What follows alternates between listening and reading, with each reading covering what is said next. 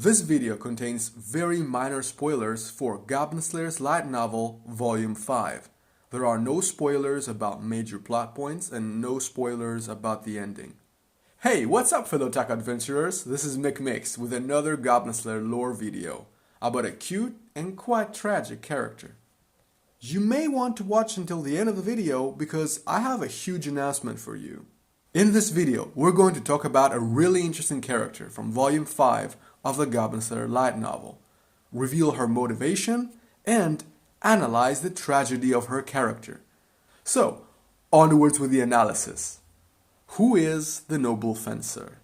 The Noble Fencer is a young teenage girl of noble birth who fled her house and set out to make a name for herself by becoming an adventurer.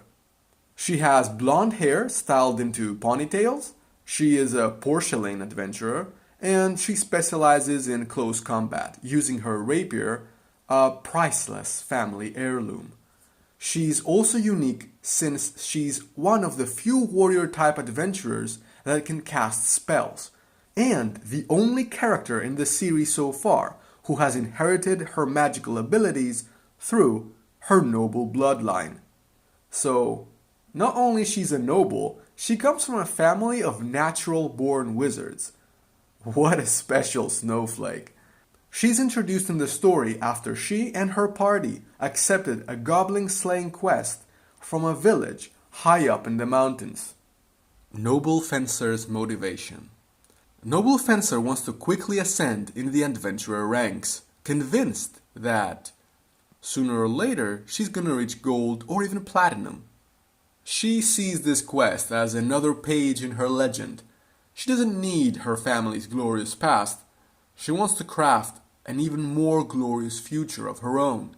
However, remind yourself that overconfidence is a slow and insidious killer.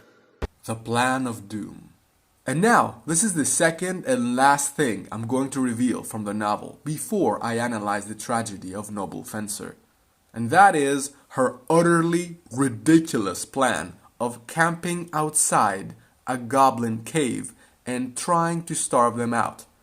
Yes, trying to starve them out.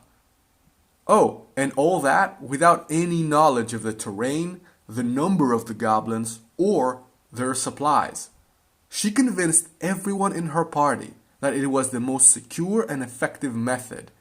And then she asked the people of the village to provide her with as much food and provisions as they could.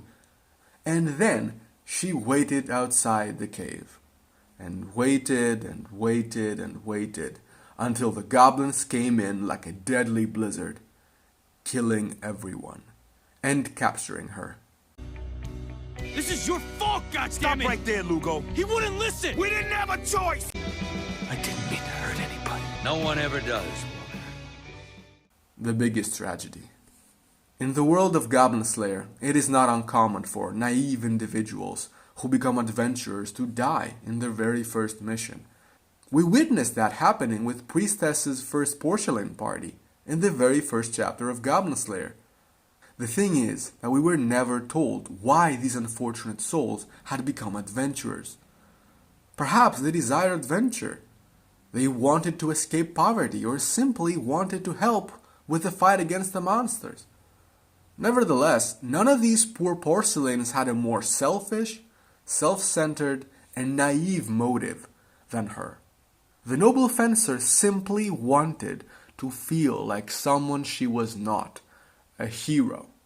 Without considering the health of her group in these harsh conditions, without considering the effect that the lack of provisions could have for the village people, she went ahead with her plan.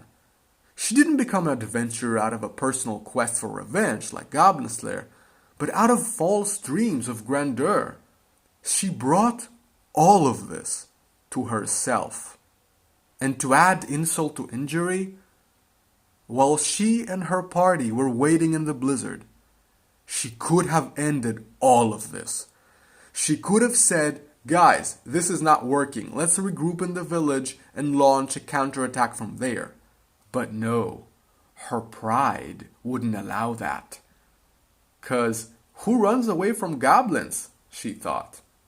None of this would have happened if she had just stopped. And on she marched towards her imaginary dream of glory. The result? 4 people died, and almost 30 others, being the villagers, were put in mortal danger. Do you feel like a hero yet, noble fencer?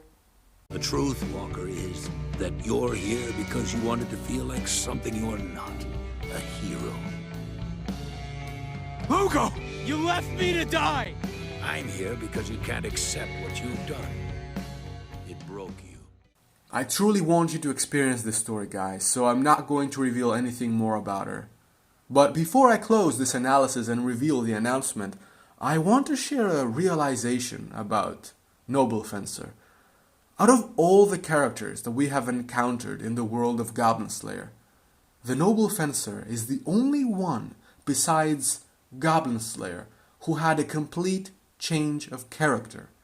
The terrible tragedy that occurred in the mountains has scarred her for life, shattering her dream of becoming a great adventurer and her self-esteem. My single favorite moment from the novel is this right here, where Goblin Slayer looks at a broken Noble Fencer and thinks, out of all that the goblins steal, how much can really be gotten back? He finally says, "Is that so? I understand." In that single moment, there is a unique connection between these two. You can retrieve a weapon. You can have your revenge against the goblins. But what about the loved ones you've lost? The happiness, the tranquility. These can never be retrieved. And this is the tragedy of the Noble Fencer.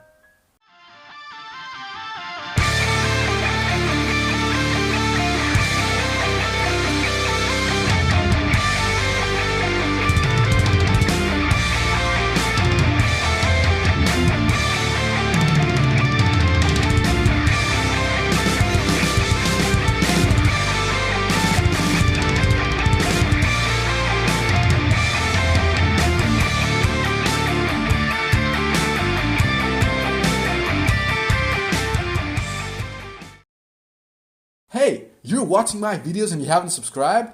Do it, man, and become a fellow taco adventurer like so many others. Leave a comment about any future anime lore video that you would like to see, about Goblin Slayer or anything else really. I just want to hear your opinions. See you around, fellow taco adventurers.